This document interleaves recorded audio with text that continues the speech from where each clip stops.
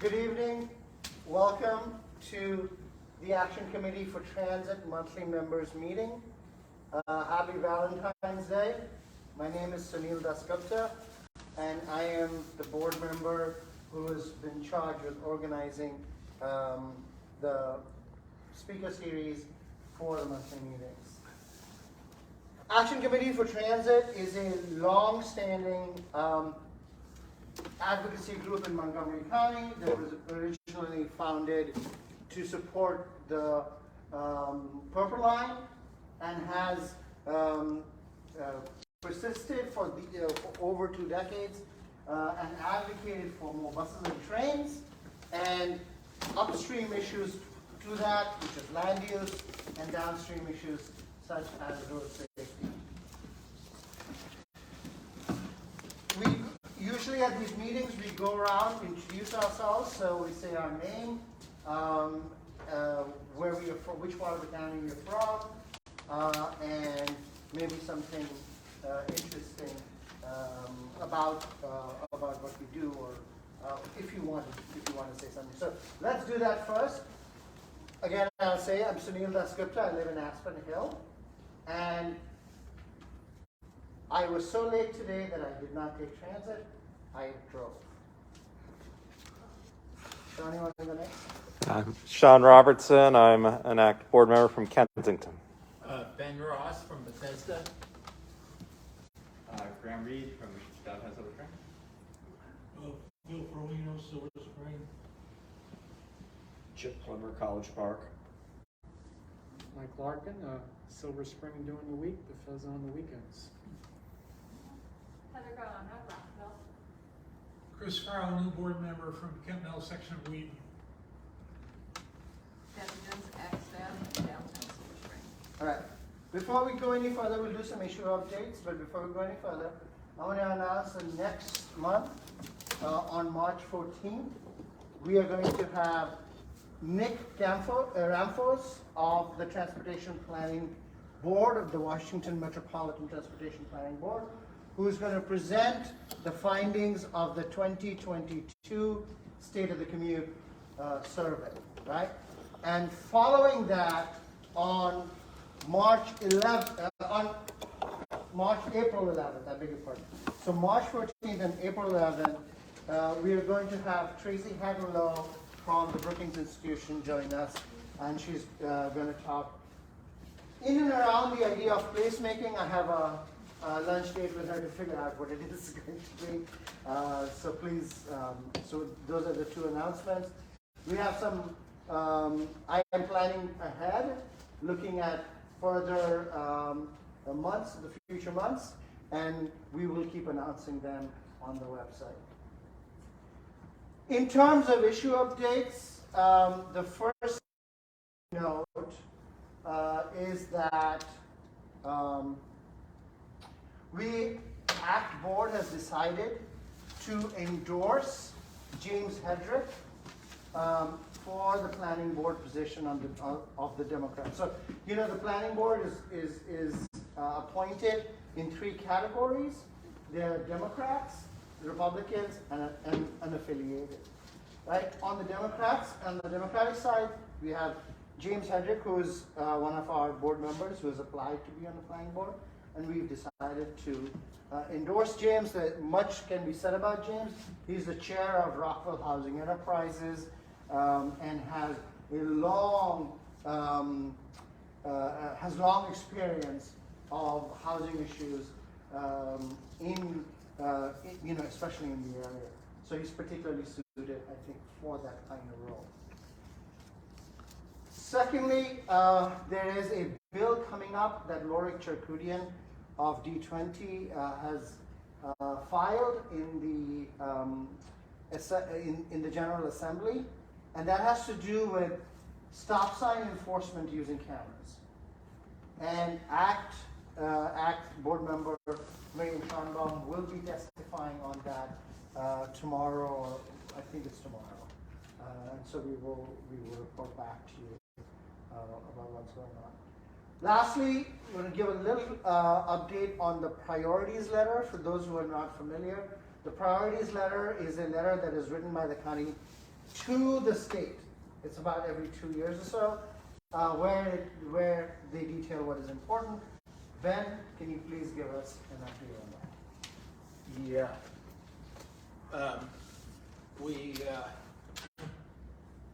This is really the key document that gives the county's opinions to the state on where to go with transportation. And with the new governor coming in, it's particularly important this year.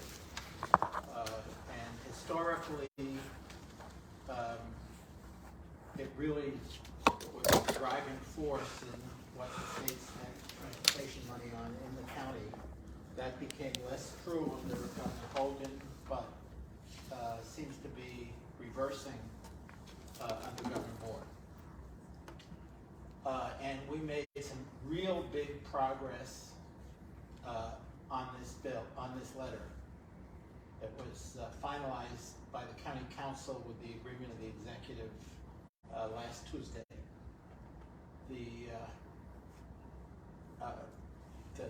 The three big good changes are, first of all, on mark expansion. The letter, the draft, past letter, and the draft of the letter, the draft prepared by the executive and the planning board requested that they start a study of running midday and off-peak mark prints. This was amended at the motion of Andrew Friedson, and it now says we ask the state to run off-peak, to add off-peak and midday mark prints. Second thing that happened was that has to do with Georgia Avenue. The previous letter requested the state highway do the pedestrian safety and traffic calming improvements in Montgomery Hills. That has now been funded. The draft letters said that they should, so no longer have to be requested. The draft letter said build something called the diverging diamond interchange between Georgia and the Beltway. And diverging diamonds are, disastrous for pedestrians. And that unfortunately was not removed, but Natalie Gonzalez went kind of ballistic about this because there are also in the master plan traffic calming and pedestrian improvements between the Beltway and Wheaton, from the Beltway to Wheaton on Georgia Avenue. So that was added in to be equal with the diverging diamond in the letter. And third, the text on the toll lanes on the Beltway at 270 was vastly improved. Previously, the last priorities letter sort of assumed this would go ahead, and the old county council had a 5-4 majority that voted for the project.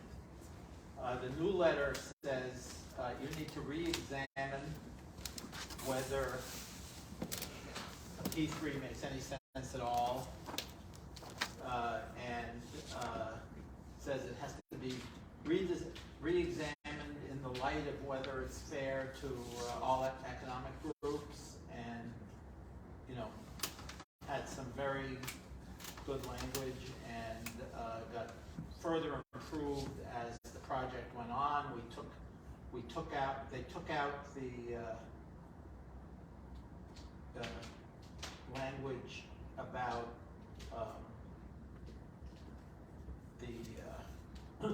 about improving the project, and changed it to just, this is what you have, They didn't quite change it to replacing the project, but more in that direction.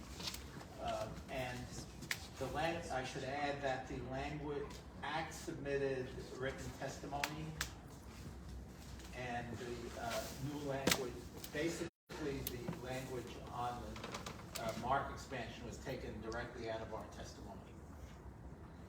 Well, thank you, Ben. So, before I introduce to you Erik Herron, our speaker for tonight, I want to say if you have not paid your dues, annual dues to ACT, please do. Especially if you're on Facebook, if you're listening on Facebook, please join ACT if you have not, and if you're already a member, please be sure to pay your dues. Your dues go to support these efforts, and we are also in the process of hiring a new organizer to help us. Erik Herron has been a Germantown, Maryland resident since 2017 and is a member of his HOA board, the Waters Landing Association. Now, just for those of you who don't know, Waters Landing is one of the largest HOAs in the county with over 1,000 units? 3,000, I beg your pardon, sorry. Over 3,000 units. So that's a city in itself. And Erik has over the many years advocated for local traffic safety improvements. In his real job, day job, he is an antitrust attorney for the Federal Trade Commission and an Army JAG reservist. He's also a commissioner on the Montgomery County Commission on common ownership communities, which are HOAs. And so Erik is going to lead us in a discussion of, I think, what is a very, very important topic, which is how do you build coalitions for road safety, particularly at time. Erik, thanks very much, Neil.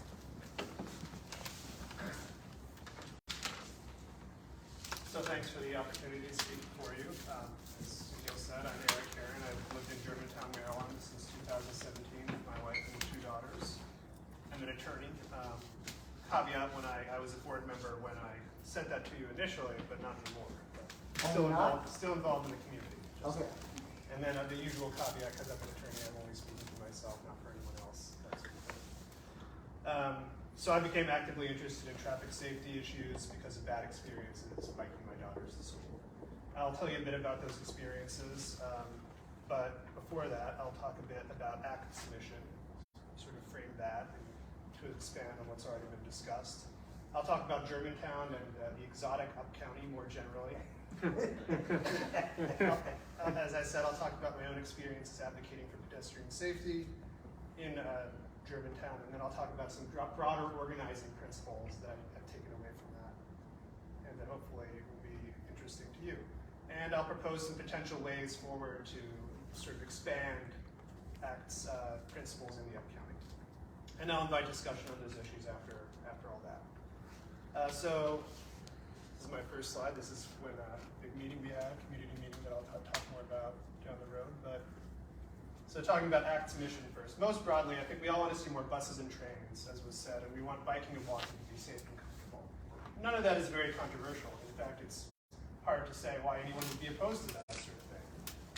But the controversy is the expense, right? Theoretically, we could subsidize frequent, mostly empty buses and trains without disrupting car traffic. But that would be seen as wasteful, very expensive, right? Political non-starter. Alternatively, we can make transit cheaper and more efficient and make pedestrians safer by increasing density through land reform and deprioritizing car traffic. But obviously that's much more controversial, right? That's where we run into trouble, especially in suburban areas like the UpCounty. So that's sort of the core issue, right, for mobilizing in the UpCounty. In contrast, downstream issues such as pedestrian safety infrastructure, making pedestrians more comfortable in suburban areas, that's less controversial and quite popular among local communities where people walk. But since it's a downstream issue, it won't make transit cheaper. It won't increase density in and of itself, arguably. And there's also lots of pushback from MCDOT and MDOT because in low density areas, they ideologically don't like to see lots of pedestrian safety infrastructure.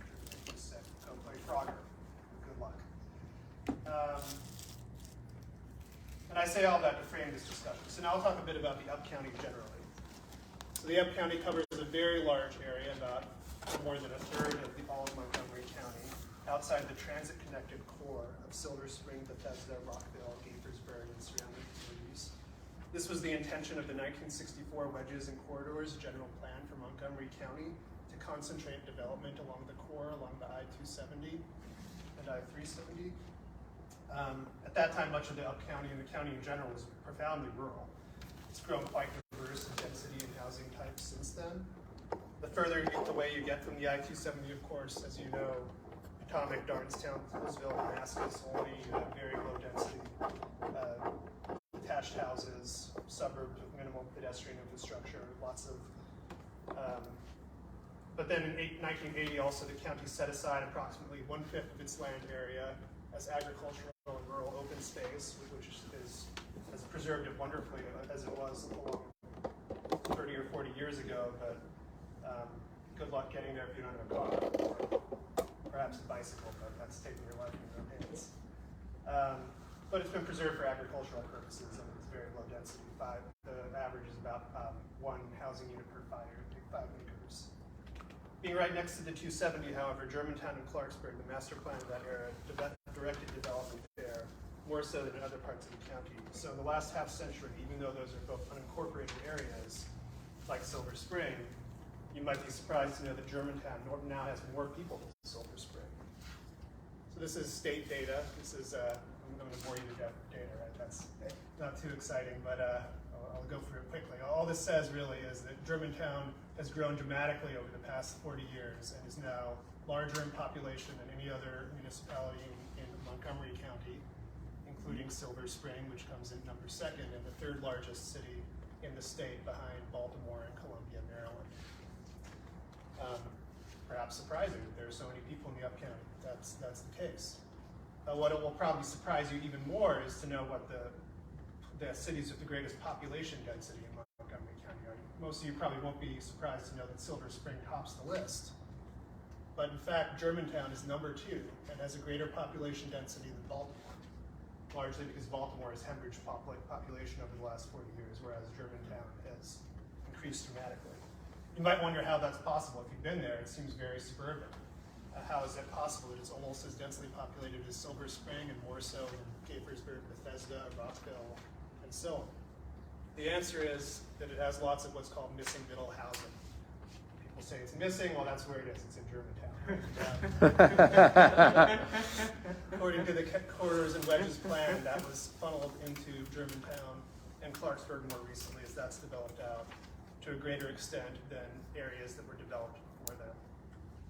So these are just some examples from where I live in Germantown. So this is a fairly new townhome development, but it has some stacked townhomes with relatively large amount of open space giving a suburban feel.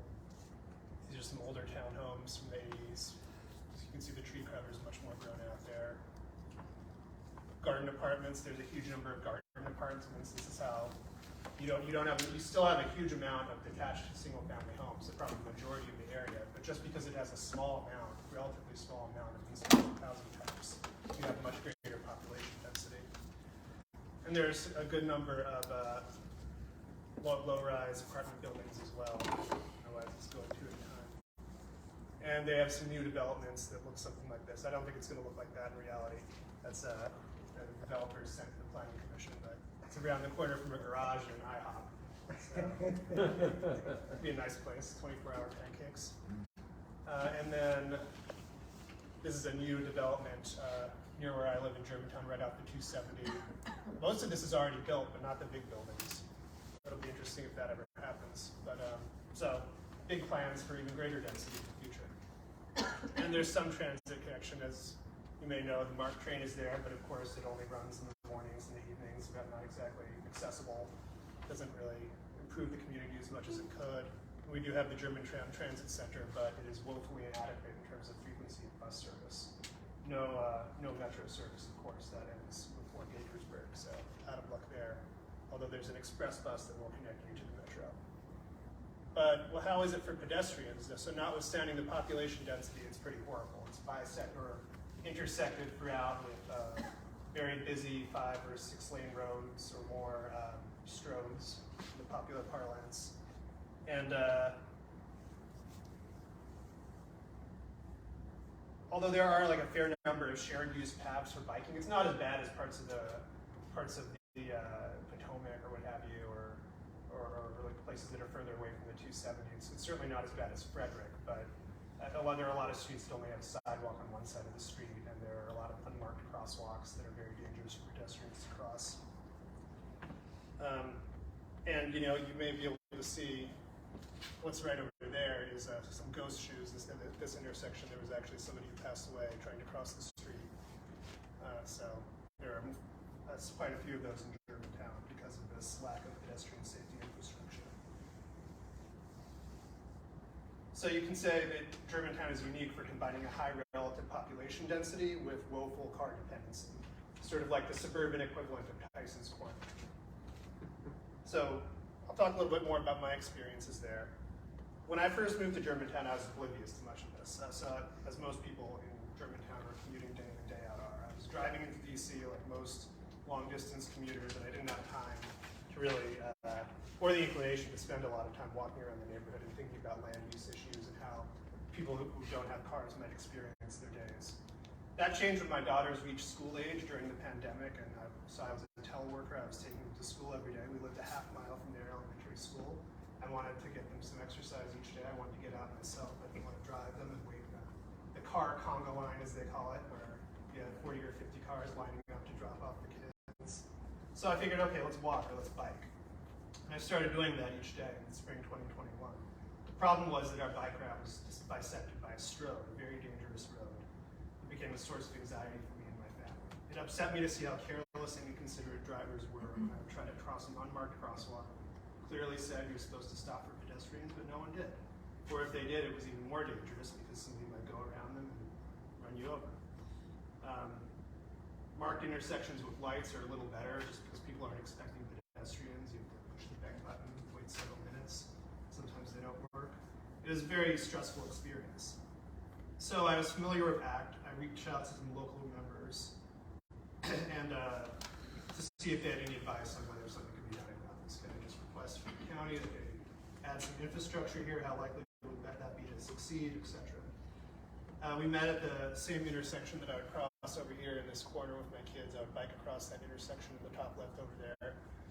They agreed that it seemed very unsafe. We saw somebody, while we were just waiting there at meetings, we saw somebody that seemed to be at great risk of peril when they were trying to cross the street.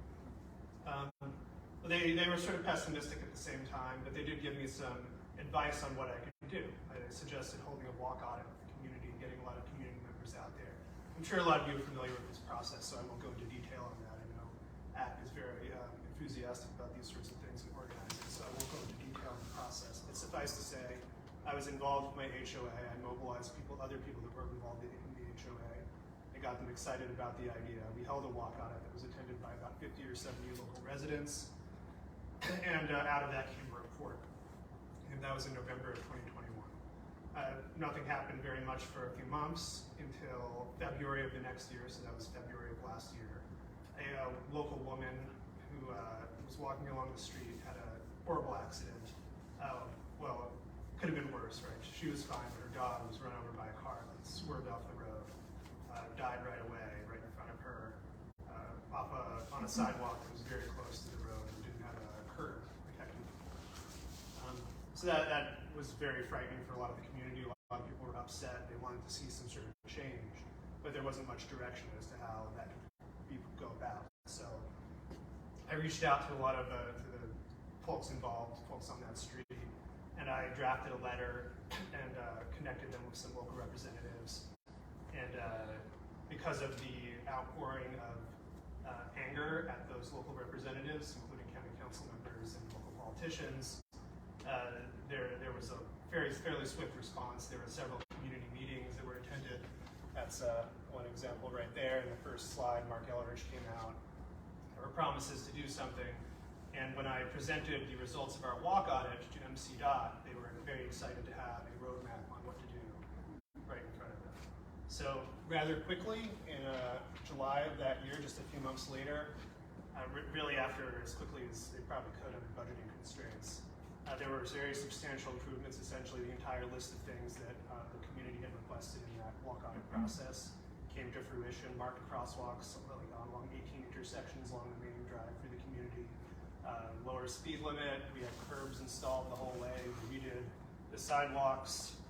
And in that intersection, which I bike across, it's not there yet, but they're supposed to put a hawk signal in 2026.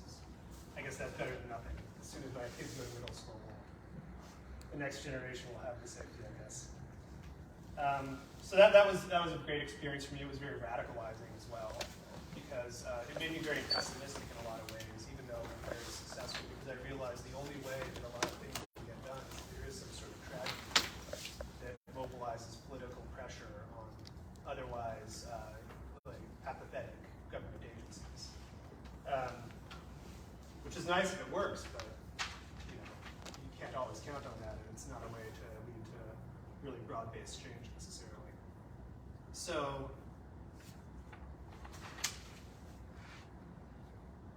and another thing that I noticed in this whole process was that a lot of the people did the bonus and bonus for having senior living MCPDUs, the subsidized housing. Seemingly something that shouldn't draw too much objection from the community, especially the Asian population, but in fact, the same folks that came out to request that the county install stop signs and crosswalks and lower the speed limit was also vociferously, bitterly opposed to this development in a way that surprised me. So there's the paradox. We have the possibility to mobilize people in response for I'll talk about some potential solutions to this. So I guess I should say one thing that I think this is why we have somewhat of a focus on things like gentle density, on missing middle housing, on ADUs, right, accessory dwelling units, because it is less disruptive to a community than, say, a 10-story building that's almost completely shrouded by trees, for instance, right? In reality, though, people are often quite opposed to these things. Like even something seemingly as benign as an ADU can draw very bitter objections from a suburban community. What I would say, though, is that there's potential to expand density without actually changing the built environment. There's an even lower hanging fruit than an ADU. And that has to do with what's called overhousing. So 1 in 7 renter households in Montgomery County, these are figures from 2018, 1 in 7 rental units is overcrowded. That's somewhere around 15,000 renter households in the county. Has more people than are intended in any unit, so that's pretty substantial. But the flip side of that most people are unaware of, and it might change your perspective on this, is that overhousing, 1 in 3 owner households are overhoused, meaning that they have empty bedrooms. In fact, there are over 100,000, according to these figures, in 2018, there were over 100,000 empty bedrooms, largely in suburban detached houses in the county. In a county with, well, just over 1 million people, that's almost 10% of the population that can be housed. Essentially, you can take care of all of that overcrowding in rental units and have substantial room over. But the problem is that you have people that grow old in place, that kids move away, they have a 3 or 4 family house, they retire. They don't want to leave their house, which is fairly natural and understandable. The question is, from a public policy standpoint, is there a way to discourage that, or would that be desirable? And I would say yes, because it's a way to increase density without actually changing the built environment. It's essentially the lowest possible hanging fruit in order to increase density. The problem is that the county right now is doing the exact opposite.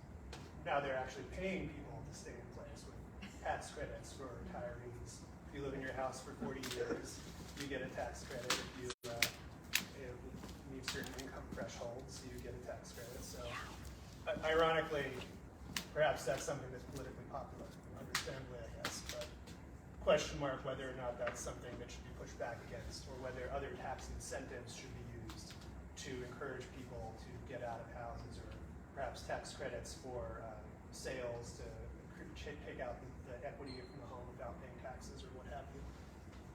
But this may be an area to focus on in lieu of things that may be more controversial, such as missing middle housing or ADUs, particularly in areas where those might meet Similarly, allowing renovations of existing suburban homes to become multi-unit by right. Many people do this. I've noticed that in my community, lots of townhomes, people will build out their basement and convert it into a rental apartment, or the dashed home will convert a basement into a rental apartment. Completely illegal. Even with the new county's new ADU law, prohibited by county ordinance, and then also against HOA covenants. So, but very, very, very widely practiced, at least informally, but impossible for developers to do because of the legality. So allowing such things by right, what's already happening, which you will presumably be encouraged to see become legal, at least some. Preventing HOAs from restricting rentals in subdivision, likewise, is a reform that could encourage this sort of density. And then encouraging density in new developments. As dense as Germantown already is, there are actually still a lot of greenfield sites, as are there in Clarksburg, in line with the county's old master plan. Still not completely built out, but a little new one. And then a gradual focus on more controversial issues, which I think is the plan right now with ADUs and gentle density and missing middle in general. So those are the thoughts that I had. And that's sort of what I plan to talk about. These are just some rambling thoughts I hope that were interesting to you. I appreciate the opportunity to speak and the invitation, and I guess I'll throw it out for discussion now.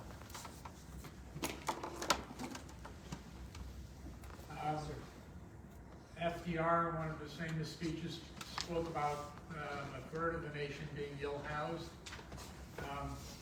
I've thought of myself, what you're saying is anybody using the expression overhoused? Empty bedrooms, I mean. Right. Well, that in this one report I found on the internet from a local advocacy organization, they used it, but it is a pretty obscure term. They had to define it and put in quotes there, I think. But overhoused, that's the term. That's something we're popularizing in this discourse.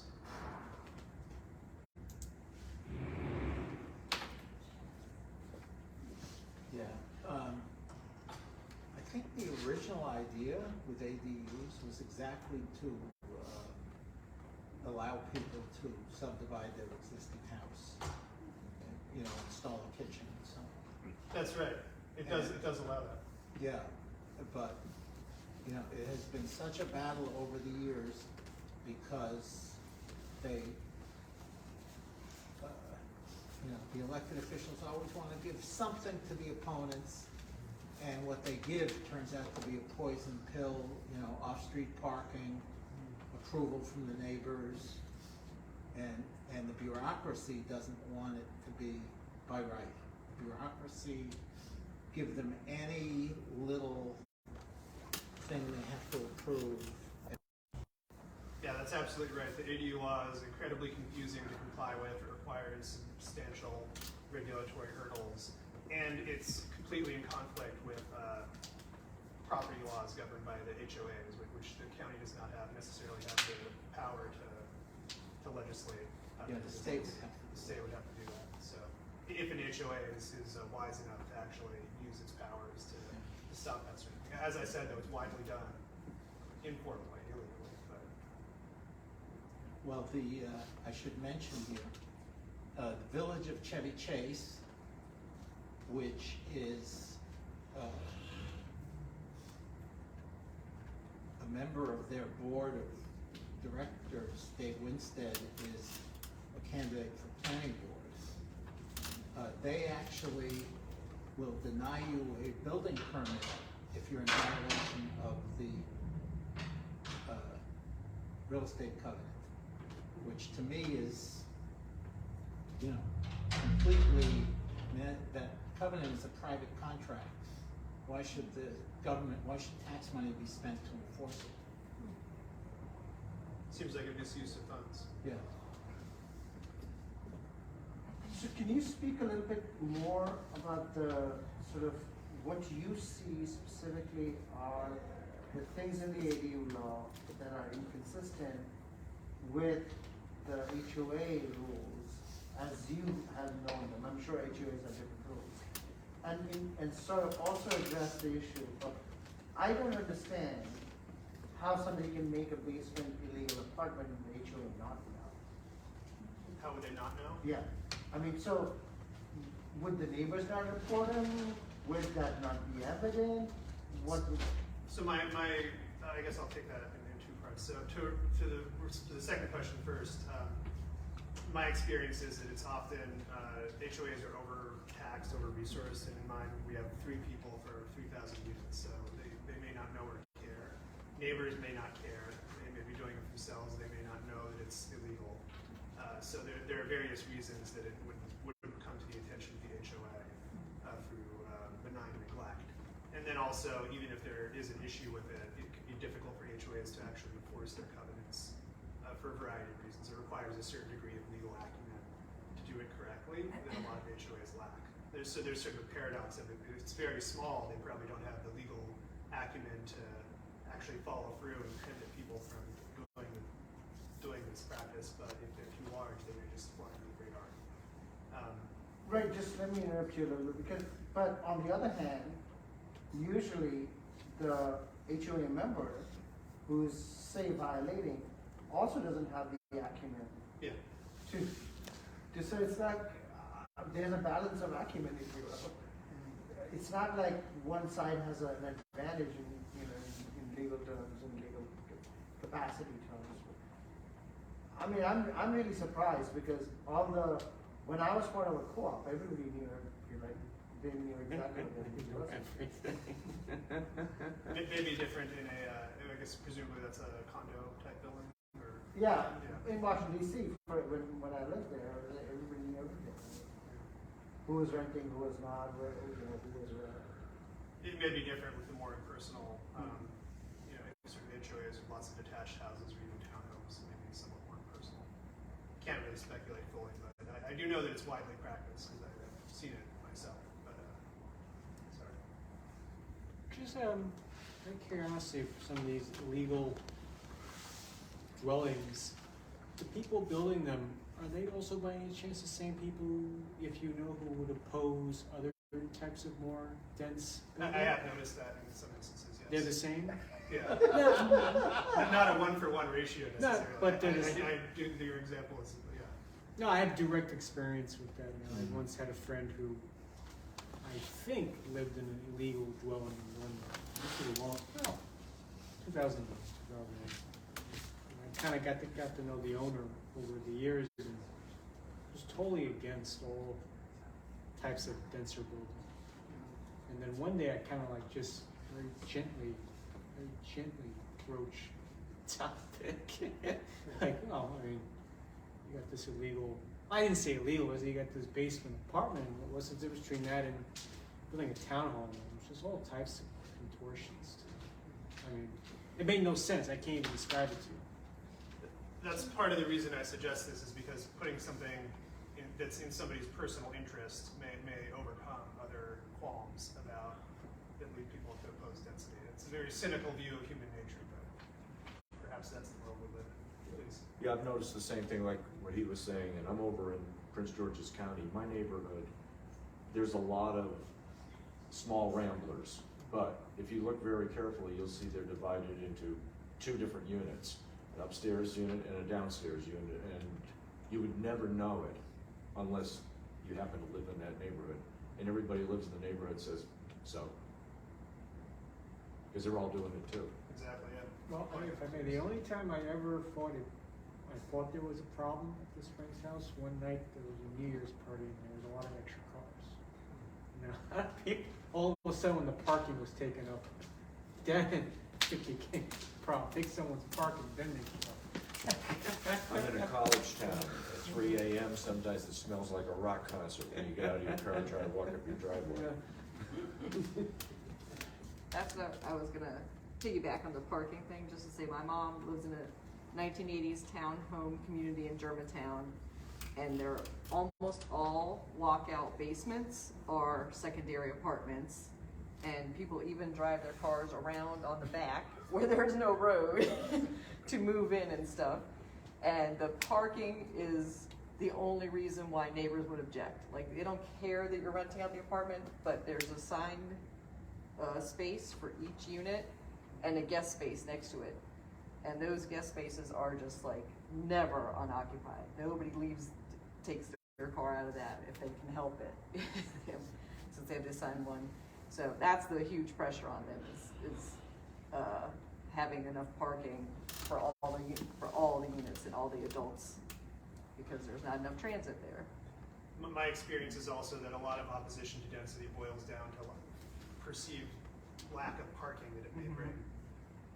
Leaving aside other issues, that is a big hang up for a lot of people, certainly. The fact that they might not have a parking space. Most people probably don't consider the prospect of living without a car as a viable alternative. Yeah, I mean, I find in Montgomery County, maybe not in Germantown, but the objection, in fact, there's plenty of street parking. The objection is you don't want anybody other than you parking in front of your house. It's not that you actually need parking, it's you want to have an empty space in front of your house. Not just Montgomery County. That's everywhere. Do you want to talk about a little bit about the HOA rules versus ADU Sure. law? What are you seeing as the? Okay, so a broad point, I guess, is that HOA rules are governed by property law, which the county does not necessarily have the authority to regulate. So the county can't necessarily stop HOAs from enforcing certain rules. Lots of HOAs have rules against subdivision and renting. For instance, my community's HOA has a blanket, founding documents have a blanket prohibition. You can rent, but you have to report it to the HOA, you have to follow county rules, but you can't rent a part of the unit without renting the entire thing. So you're not allowed to subdivide, and if they so chose, they could try to enforce that. In practice, they typically don't, either because there's, again, the lack of legal acumen or the lack of will to do so. And my understanding is that that's a widely, that's in a lot of the HOA founding documents. But the ADU is separate, so ADU is not part of the house. The unit would be considered, like it would be the entire property. So if the AU is part of the house, that is the case in some instances, and it would apply in the same way. You can't subdivide the home as well and rent out part of it. You can't subdivide the home, or you can't subdivide the property? The property. You can't subdivide the property, Yeah. which is different. Either would be correct. Oh, okay. I'm sorry, that's a little confusing as someone who's never owned property. So, as someone's never owned property, I'm a little confused. So, if they have an ADU, they gotta rent the house and the ADU? Correct. Okay. But, well, they would prohibit adding an ADU because that would violate the prohibition against putting up any sort of shed or any sort of addition on the property in addition to the particularly architectural and environment committees that govern this, and that they can prohibit any sort of addition that would be on your property. And even if you subdivide the building itself without adding anything, that could also be prohibited by the rental restriction. Does this come up in your commission? No, not often. It's not something that people actively enforce. No, in the commission you're part of, the common ownership. That would be somewhere that if a common ownership community sought to enforce those sorts of rules, that would go before the commission, yes. Okay. No, I'm not, you're trying to give me the roadmap for the NIMBYs to like, No, just trying to give instructions on how to do this, I guess. That would probably get a lot of views, at least. Please. Eric, I'm very familiar in Kent Mill with a civic association. Oftentimes I think of political views, NIMBYism, as not being too different between civic associations and homeowners associations, but you might have some insight into that. I think a lot of people view homeowners associations as apolitical. They would resist the idea to characterize what they're doing as political, even though it inherently is. By its nature, it's less political in the sense that you're trying to govern a community as opposed to create some sort of positive change within it as you would in a civic association. And there are very specific rules that govern homeowners associations. But in a way, there are opportunities to create positive social change within HOAs. In fact, I would encourage folks, if you are not involved with your HOA, is probably a good way to get started on these. I found it to be very helpful in mobilizing support as I myself described. It was integral to being part of at the same time, there is, in my HOA, a very bitter political difference, as I described, where all these folks are bitterly opposed to the possibility of shadows going across a few townhomes. But, you know, the prospect that I wouldn't even broach the topic. It would be seen as so sacrilegious. So I'm too afraid to enter that political fray. I think I got disinvited from my girlfriend's HOA Christmas party next year after something like this came up. It would be difficult. You have to be very political, I guess, is the tactful, perhaps. Please. Thanks. So I think you nicely summarized Germantown as sort of existing at a unusual combination of relatively high density with basically complete car dependency.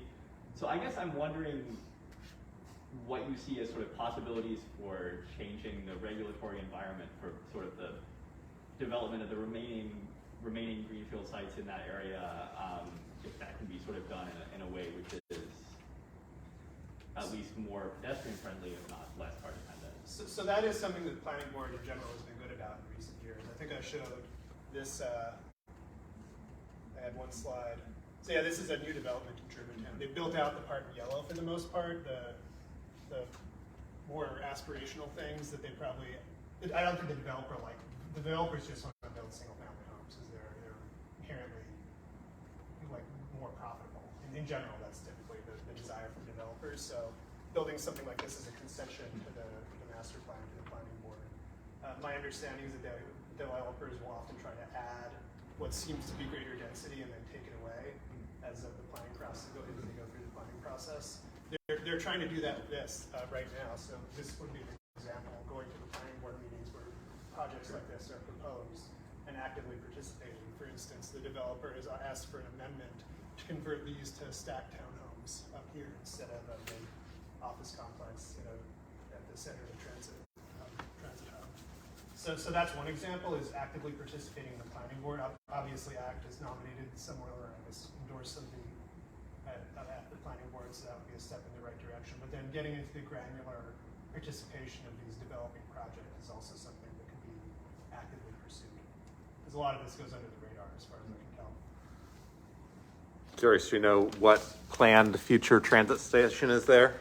Oh, so this is the bus rapid transit. It's part of Okay. that complex. All right. So they would go down to the right? Germantown Center up there.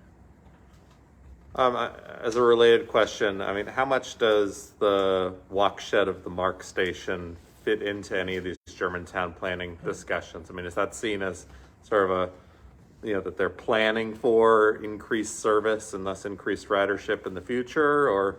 The bus rapid transit program that the county is developing, that definitely fits into this, because this would be the end of the network of one of the bus rapid lines.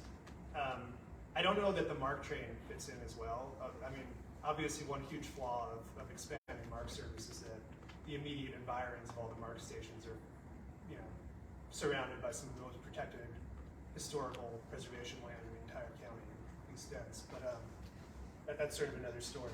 But other transit developments like the bus rapid transit expansion are factored into the planning board's considerations. I've definitely seen that. This is an example. There's less around the MARC lines to develop. There aren't as many new applications there, I think. You were going to, so the topic of your talk was going to be, is about how to build a coalition, right? You identified the paradox in the coalition. So what is the solution? Oh, I guess what I was kind of trying to drive at is that there's this trend to focus on gentle density, right? ADUs, MPDUs, bonuses for less parking, things of this nature, missing middle problem. You don't even have to go to that far to increase density. The fruit is so low because you have this problem of overhousing that you could just focus on that without changing the built environment at all. Maybe fewer parking spaces, but no physical alterations to the outside of homes, and you could increase density by some 10% theoretically, just by taking care of the overcrowding or the overhousing problem. So, the people that leave their houses, people with underhoused housing, is that a word? So people that have extra bedrooms, Yes, right? the overhoused. Overhoused, sorry. If people that have extra bedrooms, Yes. not all of them are going to use those bedrooms to right size their housing, right? So they like having those extra bedrooms and empty, right? So the choice is a choice for them then that we incentivize their exit from that house so that we allow them to take equity from the house and not tax it somehow so that they get out. That is one proposal. That would be a carrot approach, right, to encouraging people to sell their houses when they reach retirement age and their kids move away, to move, for instance, perhaps into the wonderful senior center that they're trying to build right next door to all your, that sort of developments of that nature. People are often, as you identify, they like their space, they like to be where they are. To the extent government can nudge them in that direction, I think it would be desirable. Not necessarily force them and cudgel, but offering carrot. But do you think that would actually change the dynamics of the process of the housing problem? If there were a tax subsidy of some kind? Maybe if there were a tax subsidy, but that's expensive. Tax subsidy is not cheap. And the kind of tax subsidy you're talking about is going to be phenomenally expensive. Who's going to put that money? Okay, maybe even if you did that, would you get people moving out? Or, what do you really do to get these people that don't agree with you to agree to the buildings? Is what I'm essentially asking. Yes, you can tinker around the edges, but how do you get these people that are interested in road safety to see that these buildings are in fact road safety? Oh, I'm sort of pessimistic about that. I think there is a role for education, certainly, and the prospect of exposing people to these issues through mobilization, through traffic safety, I think is good, but I don't think that you're going to convince people that big high-rise apartment buildings is going to be desirable, let alone even a small step in that direction. People have a very strong preference, especially to suburban areas, because they want to be there. I'm not saying that's good. I'm not saying I agree with that. I'm just pessimistic about the prospect unless you're talking about somebody's individual financial interests. Why I focus on that. Would it be better to focus on changing MDOT's, whatever their belief system is, that you gotta have density to be walkable? And the reason why I would say that, I've been in places that are not dense, but they're very walkable. So my mother grew up in a very small mountain town in Puerto Rico. There's no transit, there's nothing. People walking everywhere. people are walking everywhere. Now, the sidewalks are narrow. It's not perfect, but there's a lot of walkability. And so I would just wonder, maybe the focus should be on MDOT, just getting them to change whatever their philosophy is, and it must be dense to make it walkable, because, there are places in the world that are not dense and they're very walkable. Another example is, my girlfriend grew up partially in England. And it was a rural area, and, she talked about how they walked everywhere. You needed cars to get places, but there was still plenty of walking everywhere, especially in a place like England where they have open access laws to fields and stuff, whatever. But the different context, but the point being is you can have walkable areas without density. And I like density, don't get me wrong, I grew up in a dense place all my life between here and originally where I'm from. But, you can't build tall buildings, and that's going to be a huge fight. And I know people who live in a tall building who are right now fighting a tall building being built next to them. And this is the reason why I'm probably not getting re-invited to the Christmas party next year. But it seems like maybe the smart money is it's got to be change whatever is the point system they have for building walkable neighborhoods. Well, I certainly agree with that. Yeah. I think we probably all share a certain degree of anyone who's experienced MDOT or MC.dot is probably maddened by the seemingly deep-seated ideological aversion to any sort of non-car dependent. And my understanding is that that's widely shared in that profession. I'd be interested to see you ask that question of the new lieutenant governor, whose background, my understanding, is that she was a traffic engineer. I once had a neighbor who was a traffic engineer, and I said the same thing too. And essentially, I got a fairly racist response about Puerto Ricans, but so yeah, I guess it would be a good question to ask. But I think you're right, it would be nice to change those criteria. Yeah. You probably have to clear house though, because I think that's just a very deep-seated thing in those bureaucracies. So we need George Steinberg. I think we're at 8:30, don't hold anyone longer, but it's probably another topic for right? Actually, it's, we have a few minutes. Okay. If anybody has any other questions?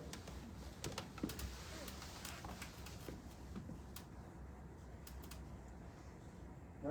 All right. All right. Well, it's a pleasure talking to all of you. I really appreciated the opportunity, and I hope you all have a wonderful Valentine's Day. Oh, thank you so much. That was really great. Yeah, wonderful.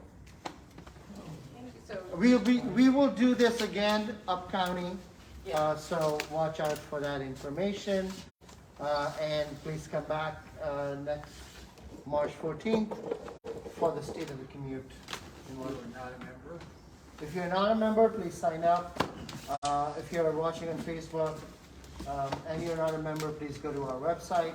or YouTube. Act So what did you say for that we keep you from getting to the Christmas party next year? The guy was passing around a petition against the new building going up. I explained to Paul, I don't come to live with my girlfriend, even though I'm there.